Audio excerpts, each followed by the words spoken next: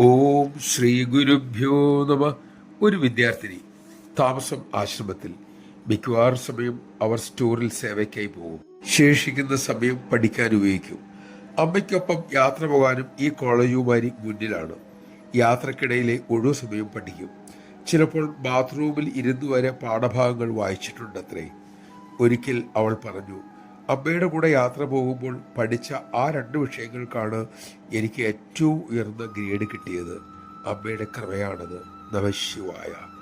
നമ്മുടെ പ്രയത്നവും അമ്മയുടെ അനുഗ്രഹവും കൂടിച്ചേരുമ്പോഴാണ് അത് ശരിയായ വിജയമാകുന്നത്. അമ്മയുടെ സേവയിൽ സത്യസന്ധമായി മുഴുകിയാൽ അമ്മ തന്നെ നമുക്ക് വിവേകം തരും. എന്ത് ചെയ്യണം, ചെയ്യരുത് എന്ന കാര്യം ആ വിവേകം തന്നെ നമുക്ക് വെളിപ്പെടുത്തും. വിവേകപൂർവ്വം പ്രവർത്തിക്കുമ്പോൾ അമ്മയുടെ കൃപ ഒഴുകുമല്ലോ. അതിൻ്റെ ഫലം സന്തോഷകരമായ വിജയം തന്നെ.